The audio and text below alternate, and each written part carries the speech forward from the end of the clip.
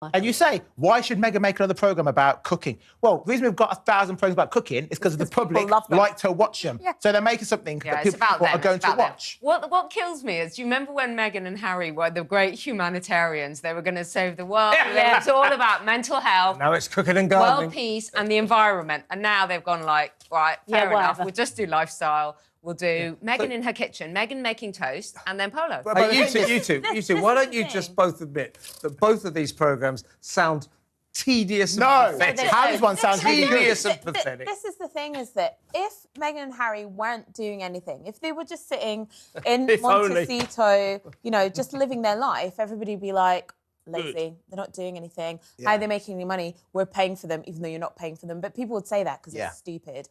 And now that they're actually making content and putting it out there, people are like, how dare they make content and put it out there? This is ridiculous. Well, it's pretty poor. It's pretty poor. What's poor about it? They're just selling their lifestyle. Have you seen what's wrong with it? No one's seen it. It's not made yet. It probably will never get made. But that's my point, is that you can't say it's They wanted privacy, and now they make documentaries about their lives. No, first of all, you're using... That's not what they said. This before, and I've said this to you before. At no point did the words "we want privacy" come out of their mouth. No. And that's a fact. They didn't say that. Yeah. So you can't keep saying that's a thing, because it didn't happen. Number one. Number two, they've signed a deal to make content. This is what people do. There's a million cooking shows because people like cooking shows. Great. Good to have another one. But the thing is, you can't just attack people just because they're fair game. And the fact is... And doing it on something that's non-factual. It doesn't make sense. It all went down on TV, the kind of stage where Meghan and Harry's names are thrown around like confetti at a circus. Not because the panelists are genuinely interested in facts, but because smearing the Sussexes has become the go-to formula, a shortcut for easy headlines and cheap outrage. Talk TV thrives on it. Meghan as the villain, Meghan as the problem, Meghan as the headline that writes itself. Every word, every move, every project, no matter how harmless, gets twisted into controversy. And this time, the clash was between Afua Hagan, one of the very few commentators on British television willing to cut through the nonsense, and Emma Woolf, who leaned on the tired, overused script. The script that says Meghan and Harry are always fair game, always deserving of negativity, no matter what they do. But in that moment, Afua Hagan did something that felt almost revolutionary for British TV. She pushed back with clarity, with calm, with common sense, and she reminded everyone watching that you cannot attack people simply because they've become the nation's favorite punching bag.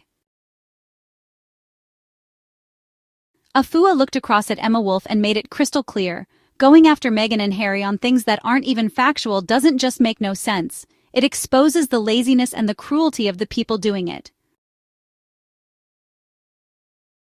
What makes this clash so fascinating is not that Emma Woolf said anything new, because let's be honest, we've heard this all before. These attacks on Meghan and Harry are copy-paste drivel, repeated 1,000 times across 1,000 panels. The power of this moment was Afua's rebuttal, because it didn't just challenge Emma, it struck at the very heart of the entire royal commentary industry. Think about it. Every time Meghan launches something, whether it's a podcast, a product, or in this case, 2 Netflix shows about cooking and gardening, the reaction from the press isn't to engage with the actual content. It's not about the creativity. It's not about the work. The default response is sneering disdain, as if Meghan daring to exist in the public eye is some kind of crime. Emma Woolf fell right into that script. Criticism without evidence, judgments without detail, negativity without substance. And that's when Afua, steady and firm, reminded everyone that commentary built on thin air isn't just unfair, it's dishonest. And worse, it's toxic.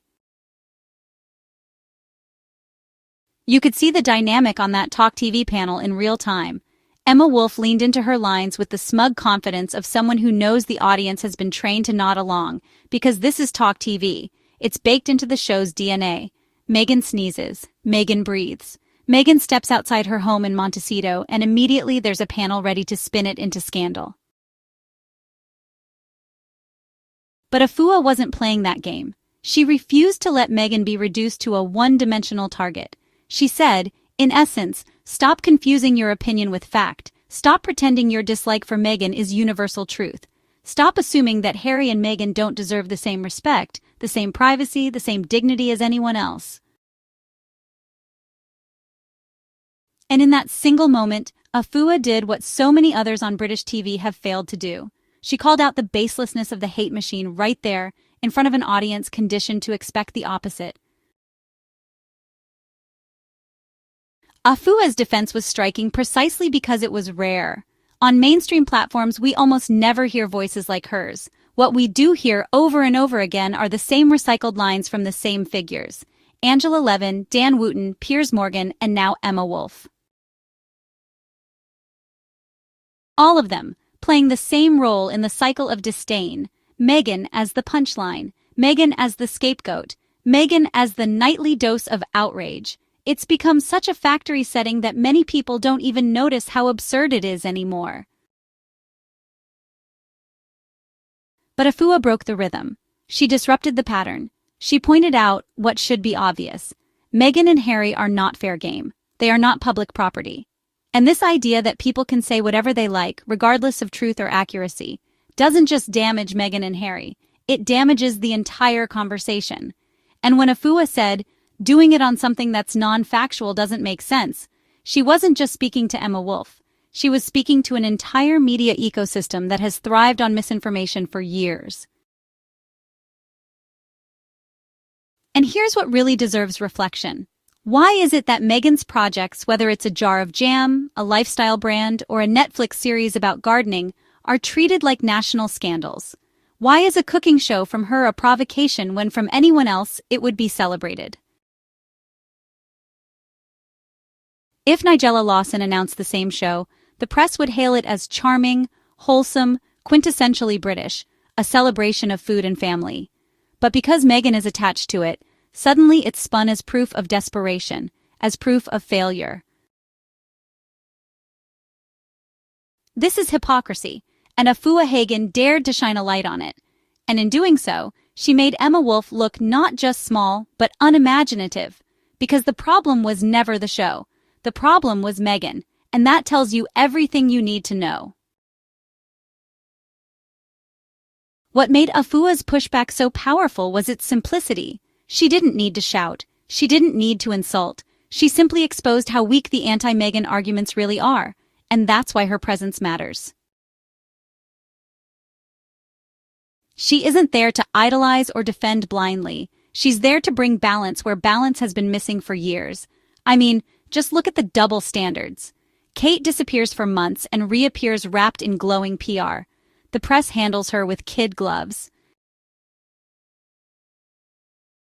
But Meghan? Meghan announces a wholesome project about food and gardening, and she's mocked, ridiculed, painted as irrelevant. That isn't just bias. It's corrosive to public discourse, because it teaches the audience to see Meghan not as a person, but as a caricature, a punching bag. Emma Woolf's role on that Talk TV panel represented the worst of the British commentary class. Recycled insults instead of substance, attacks as entertainment, negativity as default. Afua Hagan, on the other hand, reminded us what commentary should be, grounded in fact, grounded in fairness.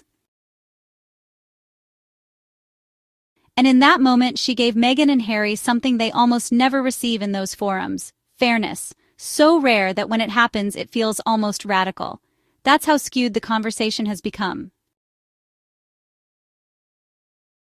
So when we look back at this clash, Afua Hagan versus Emma Woolf, it's not just another Talk TV squabble. It's a snapshot of something bigger, a battle between decency and cruelty, between fact and fiction.